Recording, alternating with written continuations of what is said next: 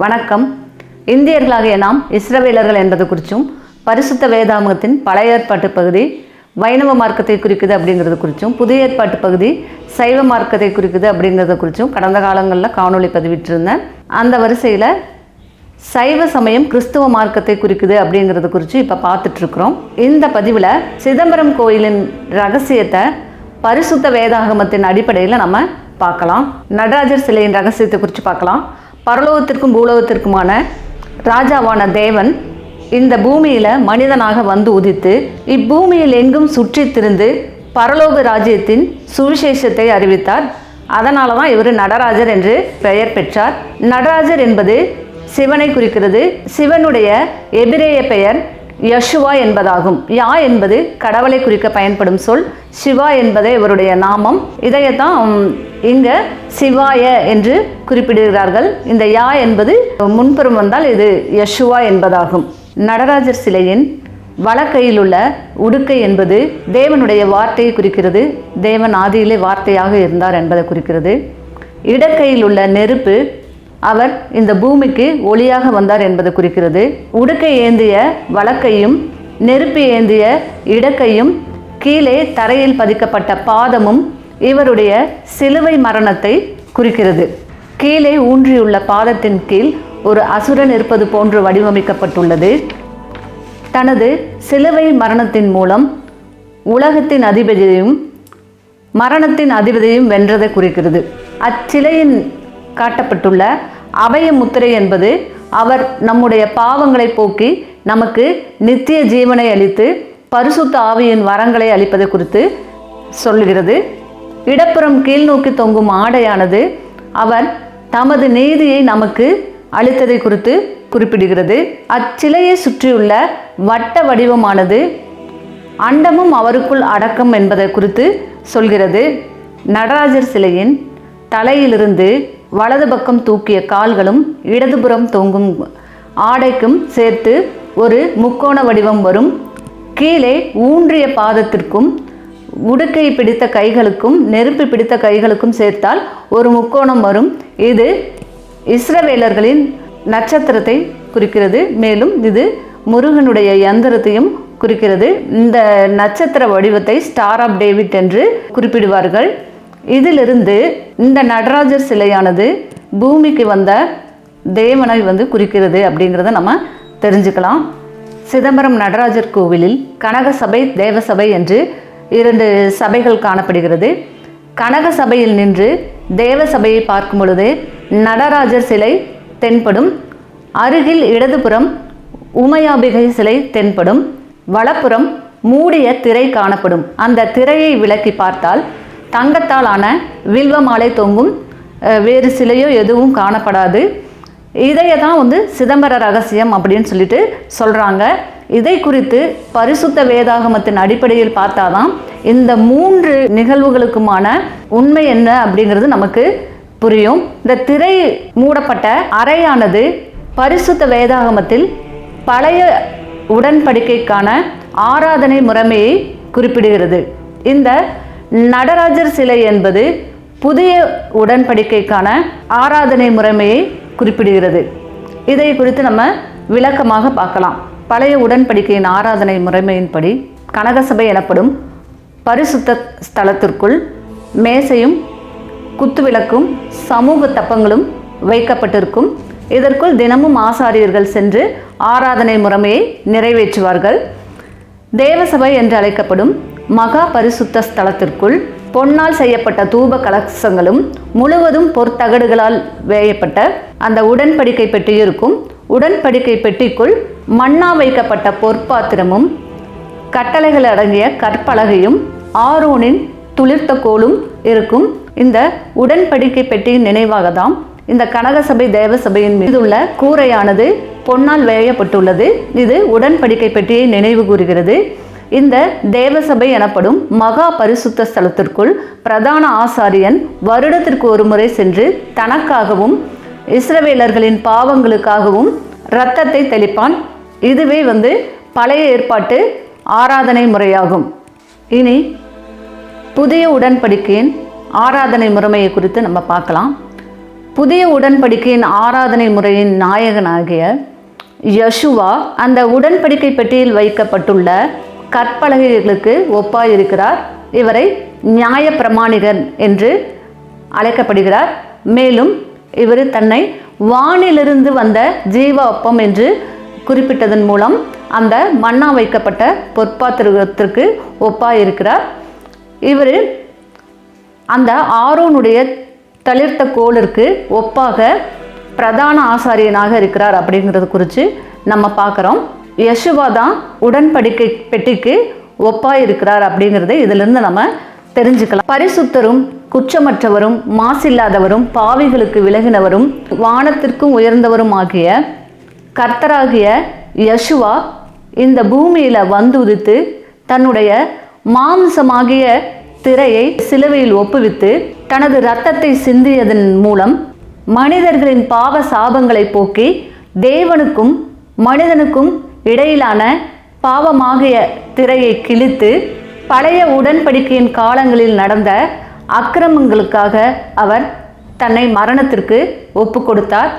அழைக்கப்பட்டவர்கள் வாக்குத்தத்தம் பண்ணப்பட்ட நித்திய சுதந்திரத்தை அடையும் பொருட்டு மீண்டும் உயிரோடு எழுந்து அப்போஸ்தலர்களுக்கு காட்சி தந்து விண்ணேற்றம் அடைந்தார். எனவே புதிய உடன்படிக்கையின் மத்தியஸ்தராய் இருக்கிறார். புதிய உடன்படிக்கை குறித்து தேவன் தீர்க்கதரிசிகள் மூலமாக உரைத்ததை குறித்து நம்ம இப்ப பார்க்கலாம். அந்நாட்களுக்கு பின்பு நான் இஸ்ரவேலரின் குடும்பத்தோடு செய்யும் உடன்படிக்கையின் விவரமாவது. இங்க அந்நாட்களுக்கு பின்பு அப்படின்னு சொல்றது யெஷுவாவின் நாட்களுக்கு பின்பு என்னுடைய பிரமாணங்களையும் கட்டளைகளையும் அவர்களுடைய மனதிலே வைத்து அதை அவர்களுடைய இருதயத்திலே எழுதுவேன். நான் அவர்களுடைய அக்கிரமங்களை மன்னித்து அவர்களுடைய பாவங்களையும் அக்கிரமங்களையும் நினையாமல் இருப்பேன். நான் அவர்களது தேவனாய் இருப்பேன், அவர்கள் என்னுடைய ஜனமாய் இருப்பார்கள். இதுவே புதிய உடன்படிக்கை ஆகும் அப்படின்னு சொல்லிட்டு தீர்க்கதரிசிகள் மூலமாக உரைத்ததை நம்ம காண்றோம். ஆதி காலம் முதல் நம்முடைய முற்பிதாக்களுக்கும் மறைக்கப்பட்ட இரகசியமானது மகிமையின் நம்பிக்கையான கிறிஸ்துவானவர் நமக்குள் வசிக்கிறார் என்பதே ஆகும். இந்த சத்தியத்தை அடிப்படையாக கொண்டுதான் இந்த சிதம்பரம் நடராஜர் கோவிலின் கட்டட அமைப்பு வடிவமைக்கப்பட்டுள்ளதை குறித்து நம்ம பார்க்க போகிறோம். கனகசபை தேவசபை இவற்றின் மீது அமைக்கப்பட்ட மேற்கூரையானது பொன்னால் வேயப்பட்டுள்ளது. இது உடன்படிக்கை பெட்டியின் நினைவாக அமைக்கப்பட்டுள்ளது. பொற்தகடுகள் 21,600 ஓடுகள் பதிக்கப்பட்டுள்ளது. இது நாம் ஒரு நாளைக்கு சுவாசிக்கும் மூச்சுக்காற்றின் எண்ணிக்கையாகும். இந்த ஓடுகளை பதிக்க அடிக்கப்பட்ட 72,000 ஆணிகள் என்பது நம்முடைய உடலில் ஓடும் நாடிகளை குறிக்கிறது. இங்குள்ள தூண்களின் மேல் பதிக்கப்பட்ட அந்த பலகைகளானது 64 என்ற எண்ணிக்கையில் உள்ளது. இது நம்முடைய உடலில் உள்ள இரத்த நாளங்களை குறிக்கிறது. இந்த ஆலயத்தில் கட்டப்பட்டுள்ள 9 வாயில்கள் நமது உடலில் உள்ள 9 துவாரங்களை குறிக்கிறது. சிதம்பர ரகசியம் என்று குறிப்பிடப்படும் தேவசபை அமைந்துள்ள அந்த பகுதியானது இந்த கட்டடத்தின் சிறிது இடப்புறம் தள்ளி வடிவமைக்கப்பட்டுள்ளது. இது நம்முடைய இருதயம் இடப்புறம் அமைந்துள்ளதை குறிக்கிறத நம்ம பார்க்கலாம். இவ்வாறு நம்ம உடலை ஆலயமாகவும் நம்முடைய இதயத்தை கோவிலாகவும் கொண்டு மகிமையான தேவன் நமக்குள்ள வசிக்கிறார் அப்படிங்கிற ரகசியத்தை இந்த கோவிலில் சொல்லப்பட்டிருக்கு. இதை குறித்து தான் பவுலடிகளாரும் சொல்லியிருக்கிறாரு அப்படிங்கிறத பரிசுத்த வேதாகமத்திலிருந்து நம்ம தெரிஞ்சுக்கலாம். தேவசபையில் நடராஜர் சிலையின் இடப்புறம் உமையாம்பிகை சிலை காணப்படுகிறது. இது பரிசுத்த வேதாகமத்தில் பரிசுத்த ஆவியை குறிப்பிடுகிறது. இந்த உமையாம்பிகையின் வலப்புறத்தில் கிளி அமர்ந்திருக்குமாறு வடிவமைக்கப்பட்டுள்ளது. இயேசு 30வது வயதில் ஞானஸ்தானம் பெற்ற பொழுது பரிசுத்த ஆவியானவர் புறாவை போல வந்திறங்கினார் அப்படின்னு சொல்லப்பட்டிருக்கு. பரிசுத்த ஆவி அப்படிங்கிறது தேவனுடைய சக்தி வல்லமை அதை குறிக்கிறது. பெண் சிலையை இவங்க பராசக்தி என்றும் அழைக்கிறாங்க. சிவனும் சக்தியும் பாதி பாதி அப்படின்ற உருவத்தில் அர்த்தநாரீஸ்வரராகவும் இங்கே பார்க்கப்படுறாங்க. இந்தியாவில் பிதாவை ஆணாகவும் பரிசுத்த ஆவியை பெண்ணாகவும் வார்த்தை குமாரனாகவும் கொண்டு சிவசக்தி குமாரனாக பார்க்கிறார்கள். இதை தவறுன்னு சொல்ல முடியாது. பரிசுத்த வேதாகமத்தில் ஆதியாகமத்தில் இதை குறித்து சொல்லப்பட்டிருக்கிறது. ஆதியிலே தேவன் மனிதனை படைத்தார். மனிதனை தனது சாயலாக படைத்தார். அவனை தேவ சாயலாக ஆணும் பெண்ணுமாக படைத்தார் என்று குறிப்பிடப்பட்டுள்ளது. மேலும் மரியாளிடம் தேவதூதர்கள் இயேசுவின் பிறப்பை குறித்து அறிவித்த பொழுது இது எப்படி ஆகும் அப்படின்னு சொல்லிட்டு மரியாள் கேட்குறத நம்ம பார்க்குறோம். அப்பொழுது தேவதூதர்கள் அதற்கு மறுமொழியாக, பரிசுத்த ஆவி உன்மேல் வரும், உன்னதமானவருடைய பலன் உன்மேல் நிழலிடும் அப்படின்னு சொல்லிட்டு சொல்கிறத பார்க்கலாம்.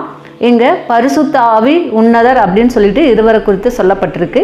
அவர்களுக்கு பிறந்த தேவகுமாரன் தான் யெஷுவா அப்படின்னு சொல்லிட்டும் நம்ம பார்க்குறோம். இதிலிருந்து பரிசுத்த ஆவி அப்படிங்கிறது இங்கே பெண்ணாக பார்க்குறாங்க. அதை தவறுன்னு நம்ம சொல்ல முடியாது அப்படிங்கிறது இதிலிருந்து நம்ம தெரிஞ்சுக்கிறோம். திருஞான சம்பந்தருடைய வரலாற்றில் இயேசுவின் பிறப்பை குறித்து தான் கூறப்பட்டுள்ளது. ஏன்னா திருஞான சம்பந்தர் விண்ணேற்றமும் அடையல, அவர் ஞான குழந்தையும் கிடையாது.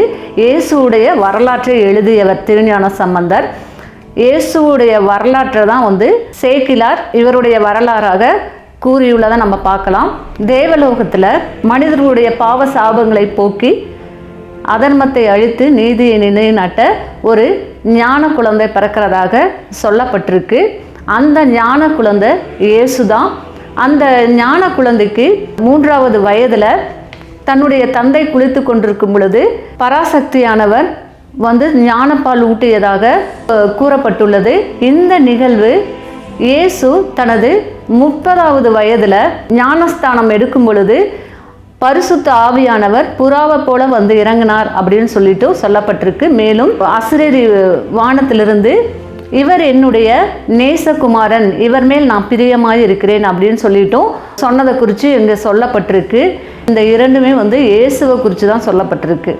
இந்த பரிசுத்த ஆவியானவர் யெஷுவா என்கிற இயேசுவின் மேல் இறங்கின பின்னாடி அவர் பிசாசினால் சோதிக்கப்பட 40 நாட்கள் வனாந்தரத்திற்கு அழைத்து செல்லப்பட்டார்.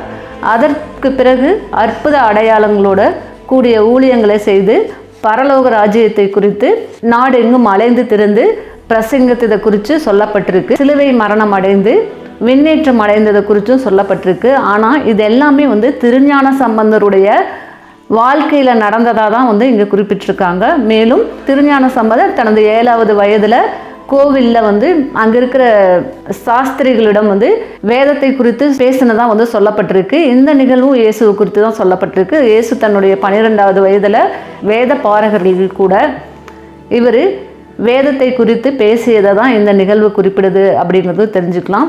அதனால் இந்த திருஞான சம்பந்தருடைய வாழ்க்கை வரலாறாக பெரிய புராணத்தில் கூறப்பட்டுள்ள நிகழ்வு இயேசுடைய வாழ்க்கை வரலாற்றை தான் குறிப்பிடுகிறது அப்படிங்கிறதையும் நம்ம தெரிஞ்சுக்கலாம். தில்லைவாழ் அந்தணர்கள் 3000 பேர் என்று அழைக்கப்படும் அந்த தீட்சிதர்களை குறித்து நம்ம பார்க்க போகிறோம். தில்லைவாழ் அந்தணர்கள் 3000 என்று கணக்கிடுகின்றனர். இவர்கள் தங்களை தீட்சிதர்கள் என்று அழைத்து கொள்கின்றனர். இவர்களை சிவபெருமான் கைலாயத்திலிருந்து இங்கு அழைத்து வந்ததாக ஒரு கூற்று உள்ளது. மேலும் சுந்தரமூர்த்தி நாயனார் திருத்தொண்டர் தொகையில் தில்லைவாழ் அந்தணர் 3000 என்று குறிப்பிட்டுள்ளார். இவர் இந்த திருத்தொண்டர் தொகை நூலை எழுத முற்பட்ட பொழுது சிவபெருமானை தில்லைவாழ் அந்தணர் என்று அடியெடுத்து கொடுத்ததாக கூறப்படுகிறது. மேலும் இந்நூலில் அவர் தில்லைவாழ் அந்தணர் அடியார்க்கு அடியேன் என்று தன்னை குறிப்பிட்டுக் கொள்கிறார். சேக்கிலார் பெரிய புராணத்தில் இந்த தில்லைவாழ் அந்தணர்களை குறித்து குறிப்பிட்டுள்ளவற்றை நாம் இனி காணலாம். சிவபெருமானுடைய திருவாக்கால் தில்லைவாழ் அந்தணர்கள் என்ற பாராட்டப்பட்ட சிறப்பினையுடையவர்கள். தில்லைவாழ் அந்தணர்கள் நடராஜ பெருமானை வழிபட்டு அவருக்கு பூஜை செய்வதையே தங்கள் வாழ்க்கையின் பயனாகவும் தவமாகவும் கொண்டவர்கள். வேதமும் ஆகமமும் கற்று தேர்ந்த அறிவினையுடையவர்கள். இவர்கள் அந்தணர்களுடைய ஒழுக்கத்தினின்று பெறலாமல் நான்மறையும் கற்று நடராஜ பெருமானுக்கு ஆசாரியராக இருப்பதையே தங்கள் வாழ்க்கையின் தவமாக செல்வமாகவும் கொண்டவர்கள். பிறர் இறைவனை பூஜித்து வழிபடுவதையே தங்கள் வாழ்க்கை பேறு பெற்ற பயன் என்று கொண்டவர்கள். ஆண்டவருக்கு செய்யும் தொண்டையே இன்ப பேராக கொண்டவர்கள்.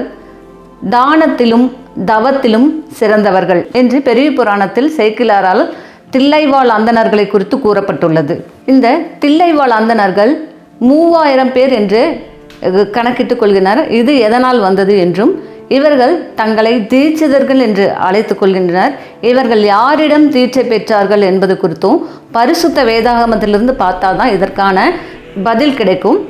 இனி பரிசுத்த வேதாகமத்திலிருந்து நம்ம பார்க்கலாம். அது குறித்து பரிசுத்த வேதாகமத்தில் அப்போஸ்தலர் நடவடிக்கைகள் 2ஆம் அதிகாரத்தில் இதை குறித்து கூறப்பட்டுள்ளது. வானத்திற்கும் பூமிக்கும் தேவனானவர் மனித உருவில் இவ்வுலகில் பிறந்து பாவமில்லாமல் வாழ்ந்து தன்னை சிலுவையில் பலியாக ஒப்பு கொடுத்து மரணம் அடைந்தார். பின்னர் 3ஆம் நாள் உயிர்த்தெழுந்தார். இவர் 40 நாள் அளவும் தமது சீடர்களுக்கு தரிசனமாகி அவர்களிடம் பரலோக ராஜ்யத்தை குறித்து பேசி தன்னை அநேக திருஷ்டாந்தங்களினாலே உயிரோடு இருக்கிறவராக காண்பித்து கொண்டார். பின்பு அவர்கள் பார்த்து கொண்டிருக்கும் பொழுதே உயர வானத்திற்கு எடுத்துக்கொள்ளப்பட்டார். அப்பொழுது 2 தேவதூதர்கள் அந்த அப்போஸ்தலர்களிடம் இயேசுவானவர் எவ்வாறு எடுத்துக்கொள்ளப்பட்டாரோ அவ்வாறே திரும்ப வருவார் என்று அவருடைய 2ஆம் வருகையை குறித்து அறிவித்தார்கள். பெந்தகோஸ்தே எனும் நாள் வந்த பொழுது அப்போஸ்தலர்கள் அனைவரும் ஒருமனப்பட்டு ஓரிடத்தில் கூடியிருந்தார்கள். அப்பொழுது பலத்த காற்று அடிக்கிற முழக்கம் போல வானத்திலிருந்து ஒரு சத்தம் உண்டாகி அக்கினிமயமான நாவுகள் பிரிந்திருக்கும் நாவுகள் போல அவர்கள் மேல் வந்து அமர்ந்தது. அப்பொழுது அவர்கள் பரிசுத்த ஆவியால் நிரப்பப்பட்டு அவர் தந்த பல்வேறு வரங்களின்படி அந்நிய பாஷை பேசினார்கள். அங்கே சகல தேசத்திலிருந்தும் வந்திருந்த யூதர்களும் எருசலேமில் வாசம் செய்யும் யூதர்களும் கூடியிருந்தார்கள். அவர்கள் அப்போஸ்தலர்கள் தங்கள் தங்கள் ஜென்ம பாஷையிலே பேசுகிறதை கண்டு கலக்கமடைந்தார்கள். அப்பொழுது பேதுரு அப்போஸ்தலர்கள் கூட எழுந்து உரத்த சத்தமாய் தேவனானவர் இந்த பூமியில் மனிதனாக வந்து உதித்து சிலுவை மரணத்தினால் தன்னை மரணத்திற்குட்படுத்தி பின்னர் 3ஆம் நாள் உயிர்த்தெழுந்து தாங்கள் பார்த்து கொண்டிருக்கும் பொழுதே உயர வானத்திற்கு எடுத்துக்கொள்ளப்பட்டார் என்பதற்கு நாங்கள் சாட்சிகளாய் இருக்கிறோம். பிதா அருளின பரிசுத்த ஆவியை நாங்கள் பெற்றதற்கு நீங்களே சாட்சிகளாய் இருக்கிறீர்கள் என்று அநேக திருஷ்டாந்தங்களினாலே இயேசுதான் தேவகுமாரன் என்பதை குறித்து பேதுரு விளக்கி கூறினார். இதை அவர்கள் கேட்ட பொழுது தங்கள் இருதயத்திலே குத்தப்பட்டவர்களாய், சகோதரர்களே, நாங்கள் என்ன செய்ய வேண்டும் என்று அப்போஸ்தலர்களிடம் கேட்டனர். பேதுரு அவர்களை நோக்கி, நீங்கள் மனம் திரும்பி ஒவ்வொருவரும் பாவ மன்னிப்புக்கென்று இயேசுவின் நாமத்தினாலே ஞானஸ்தானம் பெற்றுக்கொள்ளுங்கள், அப்பொழுது பரிசுத்த ஆவியின் வரங்களை பெற்றுக்கொள்வீர்கள் என்று கூறினார். இதை கேட்ட அவர்கள் அன்று ஞானஸ்தானம் பெற்றார்கள்.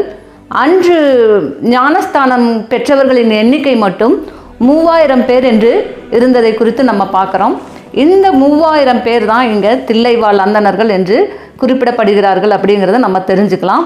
இனி அந்த தில்லைவாழ் அந்தணர்கள் என குறிப்பிடப்படுற அந்த பேதுருவிடம் ஞானஸ்தானம் பெற்ற 3000 பேர் எவ்வாறு அங்கே எருசலேமில் வாழ்ந்தார்கள் என்பது குறித்து குறிப்பிடப்பட்டுள்ளது. அதை குறித்து நம்ம பார்க்கலாம்.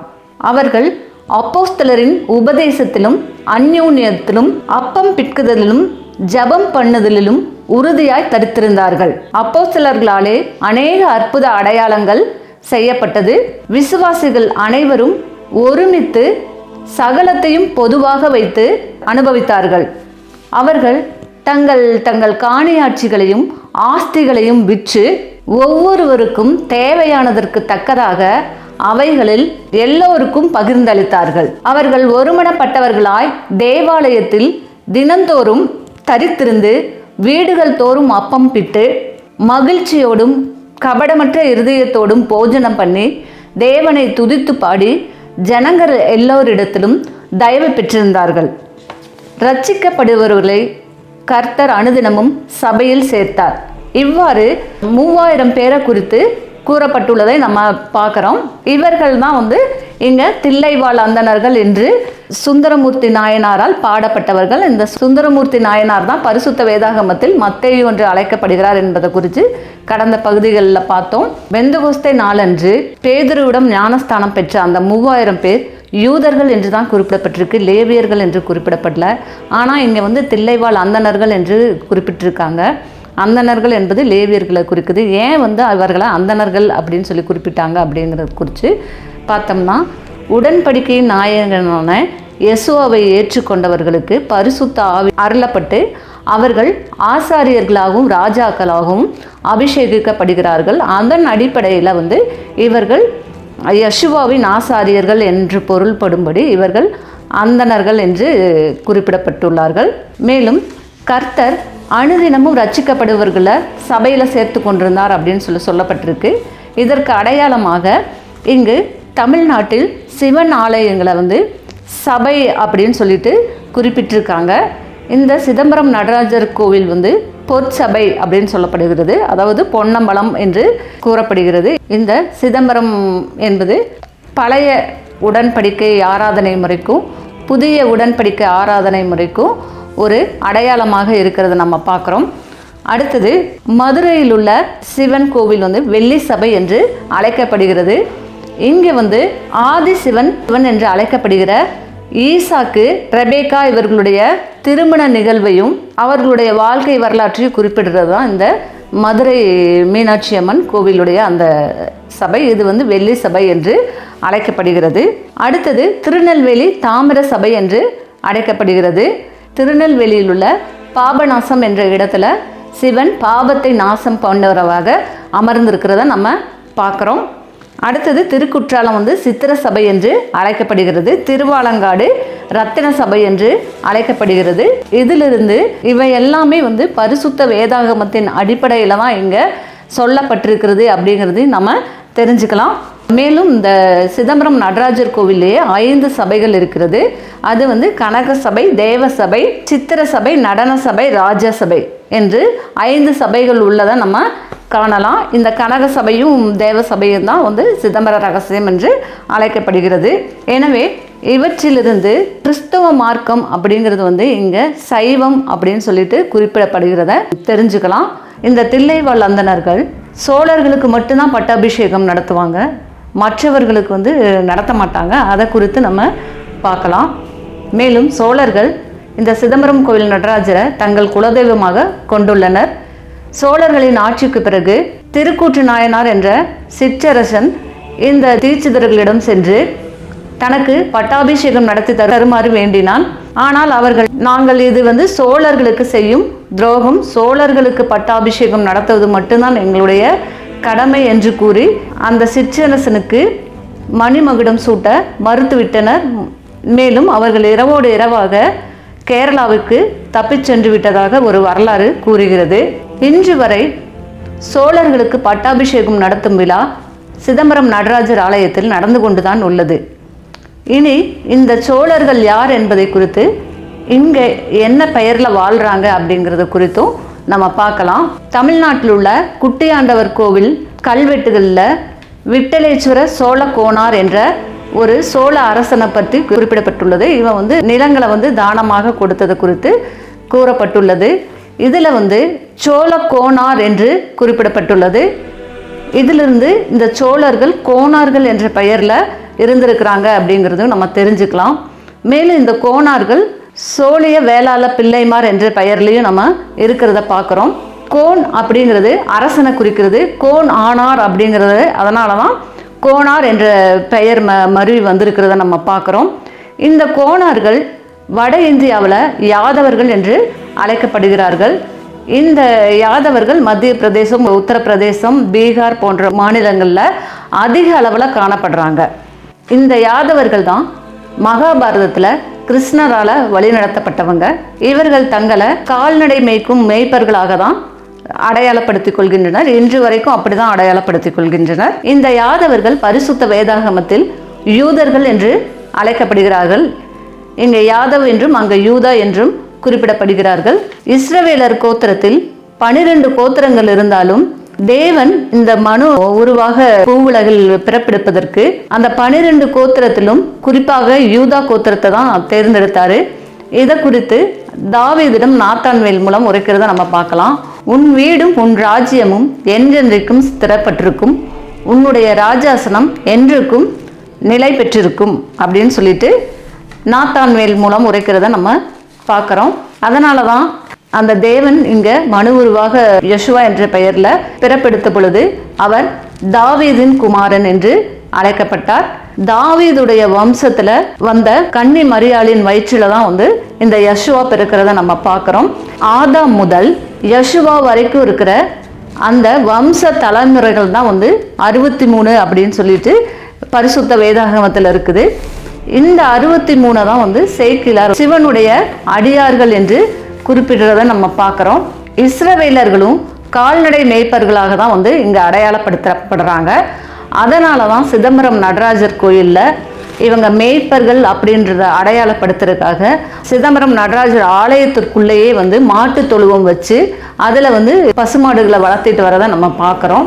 எனவே இதிலிருந்து கோனார்கள் என்பதும் யாதவர்கள் என்பதும் யூதர்களை தான் குறிக்குது அப்படிங்கிறதும், இந்த யூதர்கள் தான் இங்கே சோழர்கள் என்ற பெயரில் இருக்கிறாங்க அப்படிங்கிறத குறித்தும் நம்ம தெரிந்து கொள்ளலாம். மேலும் இந்த யூதா கோத்திரத்தில் தான் யசுவா என்கிற சிவா பிறந்ததுனால அந்த வம்சத்துக்கு மட்டும்தான் பட்டாபிஷேகம் பண்ணுவோம் அப்படின்னு சொல்லிட்டு அந்த சிதம்பரம் நடராஜர் கோவில் தீட்சிதர்கள் சொல்கிறத பார்க்கலாம். ஏன்னா இவர் நித்திய ராஜா என்று அழைக்கப்படுகிறார், யூதர்களின் ராஜா என்றும் அழைக்கப்படுகிறார். இந்த கோயிலை பல்லவர், சேரர், சோழர், பாண்டியர், விஜயநகர பேரரசு இவங்க எல்லாமே வந்து இந்த கோவிலில் மண்டபம் கட்டி புனரமைச்சிருக்கிறத நம்ம பார்க்குறோம். இதற்கான காரணம் என்னன்னு சொல்லி பார்த்தீங்கன்னா, இவர்கள் அனைவருமே இஸ்ரவேல் கோத்திரத்தை சேர்ந்தவர்கள் தான் அப்படிங்கிறத நம்ம தெரிஞ்சுக்கலாம். இந்த ஆலயத்திற்குள்ளேயே சித்திர சபை என்ற இடத்துல கோவிந்தராஜ பெருமாளை வந்து பிரதிஷ்டை பண்ணியிருக்காங்க. சோழர்கள் தான் யூதர்கள் என்று அழைக்கப்படுகிறார்கள் என்பது குறித்து பார்த்தோம். சோழர்களின் வெற்றி பூவாக அடையாளம் காட்டப்படுவது ஆத்தி மலர் ஆகும். ஆனால் இந்த மலரை அடையாளம் காட்ட இயலவில்லை. யூதர்கள் பரிசுத்த வேதாகமத்தில் அத்தி மரத்திற்கு ஒப்பாக குறிப்பிடப்படுகிறார்கள். இதிலிருந்து அத்திப்பூவை தான் ஆத்தி மலர் என்று குறிப்பிடுகிறார்கள் என்பதை நாம் தெரிந்து கொள்ளலாம். யாதவர்களின் கோத்திர தலைவனான யது பரிசுத்த வேதாகமத்தில் யாக்கோபின் குமாரன் யூதா என்று அறியப்படுகிறார். இஸ்ரவேலர்களின் கோத்திர தலைவனான யாக்கோபு இந்தியாவில் கோபாலன், கோவிந்தன், பாண்டுரங்கன், வேங்கடத்தின் அதிபதி ஆகிய வேங்கடாசலபதி, விஷ்ணு, பெருமாள் என்ற பெயர்களில் அழைக்கப்படுகிறார். யாக்கோபுவில் உள்ள யா என்பது கடவுளை குறிக்க பயன்படும் சொல் ஆகும். யாக்கோபில் உள்ள கோபு என்பதே பெயராகும். இதன் அடிப்படையிலேயே மகாபாரதத்தில் யாதவர்கள் கோபாலர், கோபியர் என்று அழைக்கப்பட்டார்கள். இஸ்ரவேல் நாடு இரண்டாக பிரிந்தபோது வடக்கு பகுதியை சேர்ந்தவர்கள் பெத்தேல் என்ற இடத்தில்தான் பலி செலுத்தினார்கள். இந்த பெத்தேல் என்ற இடத்தில்தான் கோத்திர தலைவனான யாக்கோபு படுத்திருக்கும் பொழுது தேவன் வானத்திலிருந்து ஆசீர்வதித்தார். அங்கே தேவதூதர்கள் ஏணியில் ஏறுவதும் இறங்குவதுமாக இருந்ததால் அந்த இடத்திற்கு வானத்தின் வாசல் என்ற பொருளில் பெத்தேல் என்று யாக்கோபு பெயரிட்டான். எனவே கோத்திர தலைவன் படுத்திருக்கும் போது தேவன் ஆசீர்வதித்ததால் பெத்தேலின் நினைவாக கோத்திர தலைவனை படுத்த நிலையில் சித்தரிக்கின்றனர். கோபாலன் என்ற கோத்திர தலைவனின் அவதாரங்களாக கருதப்படும் தச அவதாரங்கள், அதாவது 9 அவதாரங்களும் 10வது அவதாரமான யசுவா என்ற சிவனை நோக்கியே நடத்தி செல்கிறது என்பதை இதிலிருந்து நம்ம அறிந்து கொள்ளலாம். அதனாலேயே யசுவா என்கிற சிவனுடைய ஆலயத்தில் இஸ்ரவேலர்களின் கோத்திர தலைவனான யாக்கோபு என்கிற கோவிந்தராஜ பெருமாளை சித்திரக்கூடத்தில் பிரதிஷ்டை செய்திருக்கிறார்கள் என்பதை அறிந்து கொள்ளலாம். இந்த கோவிந்தராஜ பெருமாள் என்பவர் வைணவர்களின் கடவுளாக பார்க்கப்படுகிறார். அப்போ வைணவர்களுக்கும் சைவர்களுக்கும் பெரும் பகையா இருந்ததா காட்டப்பட்டிருக்கு. இங்கேயே கோவிந்தராஜ பெருமாளை பிரதிஷ்டை பண்ணியிருக்காங்க அப்படிங்கிறத குறித்து நம்ம பார்க்கலாம். வைணவம் அப்படிங்கிறது பரிசுத்த வேதாகமத்தின் பழைய ஏற்பாட்டு ஆராதனை முறைமையை குறிக்கிறது. இஸ்ரவேலர்கள் தங்கள் பாவங்களுக்காக ஆடு, மாடு, கோழி, புறா போன்றவற்றை பலியாக கொடுத்தாங்க. இதிலிருந்து ரத்தம் சிந்துதல் தான் பாவத்திற்கான பரிகாரம் அப்படிங்கிறது சொல்லப்பட்டிருக்கு. தேவன் இந்த மனு உலகில் அவதரித்து அவர் தம்மை பலியாக ஒப்பு கொடுத்து ரத்தத்தை சிந்துவார் அப்படிங்கிறதுக்காக அதோட நிழலாட்டமாக தான் பழைய ஏற்பாட்டில் இந்த ஆடு, மாடு, கோழி பலி கொடுத்தது பார்க்குறோம். தேவன் தனது அனாதி தீர்மானத்தின்படி தனது ஒரே பேரான குமாரனை பாவமில்லாமல் பிறக்க செய்யும் பொருட்டு கன்னி மரியாளிடத்தில் பிறக்க செய்தார். கன்னி மரியாளிடத்தில் பரிசுத்த ஆவியானவர் இறங்கினார். உன்னதமானவருடைய பலன் அவர் மேல் நிழலிட்டது. இவ்வாறு பிறந்த தேவனின் குமாரனானவர் பாவமில்லாமல் இவ்வுலகில் வாழ்ந்து 33வது வயதில் தன்னை சிலுவை மரணத்திற்கு ஒப்பு கொடுத்தார். சிலுவையில் பாடுபட்டு தனது இரத்தம் முழுவதையும் சிந்தினார். பின்னர் 3ஆம் நாள் உயிர்த்தெழுந்தார். இவருடைய இரத்தமானது பரலோகத்தில் உள்ளவற்றையும் பூலோகத்தில் உள்ளவற்றையும் சுத்திகரிக்க வல்லதாய் இருக்கிறது. எனவே அவர் தனது மகனை ஒரே ஒரு முறை பலியிட்டதன் மூலம் இனி பலி தேவையில்லை என்று எடுத்துக்கொள்ளப்பட்டது. தேவகுமாரனான யெசுவா தன்னை சிலுவை மரணத்திற்கு ஒப்பு கொடுத்து இரத்தம் சிந்தியதன் மூலம் இவர் பாதாளத்தின் அதிபதியையும் உலகத்தின் அதிபதியையும் வென்றார். இவருடைய இரத்தம் பரலோகத்தில் உள்ளவற்றையும் பூலோகத்தில் உள்ளவற்றையும் சுத்திகரிக்க வல்லதாய் இருக்கிறது. இனி ஒரு பலி தேவையில்லை. எனவே ஆடு மாடு கோழி இவைகளை பலி கொடுக்க வேண்டிய அவசியமில்லை என்ற இந்த சத்தியத்தை ஏற்றுக்கொண்டவர்கள் சைவம் என்ற பெயர்ல புதிய மார்க்கத்தை ஏற்படுத்தினாங்க. இதுல ஒரு படி மேல போய் இவர்கள் புலால் உண்பதையே நிறுத்தி இருக்கிறதையும் நம்ம பார்க்கிறோம். நியாயப்பிரமாணமானது வரப்போகிற நன்மைகளின் பொருளாய் இராமல் அவைகளின் நிழலாய் மாத்திரம் இருக்கிறபடியால் வருஷந்தோறும் இடைவிடாமல் செலுத்தப்பட்டு வருகிற ஒரே விதமான பலிகளினாலே அவைகளை செலுத்த வருகிறவர்களை ஒரு காலும் பூரணப்படுத்த மாட்டாது. அல்லாமலும் காளை வெள்ளாட்டுக்கடா இவைகளுடைய இரத்தம் பாவங்களை நிவர்த்தி செய்ய மாட்டாதே. இயேசு கிறிஸ்துவனுடைய சரீரம் ஒரே தரம் பலியிடப்பட்டதனாலே அந்த சித்தத்தின்படியே நாம் பரிசுத்தமாக்கப்பட்டிருக்கிறோம். ஏனெனில் பரிசுத்தமாக்கப்படுகிறவர்களை ஒரே பலியினாலே அவர் என்றென்றைக்கும் பூரணப்படுத்தி இருக்கிறார். இவைகள் மன்னிக்கப்பட்டதுண்டானால் இனி பாவத்து நிமித்தம் பலி செலுத்தப்படுவதில்லையே. ஆகையால் சகோதரரே, நாம் பரிசுத்த ஸ்தலத்தில் பிரவேசிப்பதற்கு இயேசுவானவர் தமது மாம்சமாகிய திரையின் வழியாய் புதிதும் ஜீவனுமான மார்க்கத்தை நமக்கு உண்டு பண்ணினபடியால் துர்மனசாட்சி நீங்க தெளிக்கப்பட்ட இருதயம் உள்ளவர்களாயும் சுத்த ஜலத்தால் கழுவப்பட்ட சரீரம் உள்ளவர்களாயும் உண்மையுள்ள இருதயத்தோடும் விசுவாசத்தின் பூரண நிச்சயத்தோடும் சேரக்கடவோம். பரிசுத்த வேதாகமத்தின் பழைய ஏற்பாட்டு முறைமையில் மனம் திரும்புதல் முக்கியமான ஒரு காரியமாக சொல்லப்பட்டுள்ளது. ஆனால் பிற்காலத்தில் வந்தவர்கள் அந்த மனம் திரும்புதல் இல்லாத பலியிட்டதனால் தேவன் தனது தீர்க்கதரிசிகளை கொண்டு பேசினார். இதில் குறிப்பாக ஏசாயா தீர்க்கதரிசியை கொண்டு பேசினார். அந்த ஏசாயா தீர்க்கதரிசி உரைத்த தீர்க்க தரிசனம் நிறைவேறதுனால அவருடைய தீர்க்க தரிசனங்களை உலகெங்கும் கொண்டு பரப்பினாங்க. இவர் தான் புத்தர் அப்படின்னு அழைக்கப்படுறாரு. இவருடைய சமயம் புத்த சமயம் அப்படின்னு அழைக்கப்படுகிறது.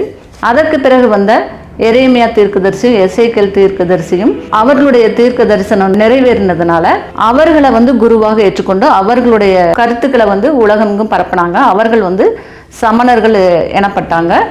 இவர்கள் தான் பரிசுத்த வேதாகமத்தில் பௌத்தர்கள் சதுசேயர்கள் என்றும் இந்த சமணர்கள் பரிசேயர்கள் என்றும் காணப்படுகிறத பார்க்கலாம். வைணவம், சைவம், சமணம், பௌத்தம் இந்த 4மே இஸ்ரவேல் கோத்திரத்திலிருந்து தான் வந்தது அப்படிங்கிறத நம்ம தெரிஞ்சுக்கலாம். மேலும் சைவ சமயக்குறவர்களான அப்பர், சுந்தரர், சம்பந்தர், மாணிக்கவாசகர் இவர்கள் 4வரும் பரிசுத்த வேதாகமத்தில் அப்பர் பவுலடிகளார் என்றும், சுந்தரர் மத்தேயு என்றும், சம்பந்தர் யோவான் என்றும், மாணிக்கவாசகர் லூக்கா என்றும் அழைக்கப்படுகிறார். அப்பர், சுந்தரர், சம்பந்தர் இவங்க 3 பேரும் இஸ்ரவேல் கோத்திரத்தை சேர்ந்தவங்க. இந்த லூக்கா என்கிற மாணிக்கவாசகர் மட்டும் கிரேக்கத்தை சேர்ந்தவர். அதனால இவரை 63 நாயன்மார்கள்ல இந்த மாணிக்கவாசகரை சேர்த்தல. இந்த மாணிக்கவாசகர் கிரேக்க அரசரனான தியோப்புலுக்காக தான் இயேசுடைய வரலாற்றை அப்போஸ்தலர் மூலமாகவும் அங்கு வாழ்ந்த மக்கள் மூலமாகவும் தெளிவாக தெரிந்த அந்த சுவிசேஷ புத்தகமாக எழுதினார். மேலும் இவர் பவுல் அடிகளாரோட சேர்ந்து ஒவ்வொரு தேசமெங்கும் சென்று அவர் மூலம் நடந்த அற்புத அடையாளங்களையும் கண்டு புத்தகமாக எழுதினார். இவர் எழுதின 2 புத்தகங்களும் பரிசுத்த வேதாகமத்தில் உள்ளது. மத்தேயு ஒரு புத்தகத்தை எழுதியிருக்கிறாரு. யோவான் 5 புத்தகங்களையும், பவுல் அடிகளார் 13 புத்தகங்களையும் எழுதியிருக்கிறாரு. இது எல்லாமே பரிசுத்த வேதாகமத்தில் புதிய ஏற்பாட்டு பகுதியில காணப்படுகிறது. இவைகளிலிருந்து இந்தியர்களாகிய நாம் இஸ்ரவேலர்கள் என்பதும் இந்த சமயங்கள்லாம் இஸ்ரவேல் கோத்திரத்திலிருந்து தான் உருவாயிற்று அப்படிங்கிறதையும் நாம் தெரிந்து கொள்ளலாம். நன்றி, வணக்கம்.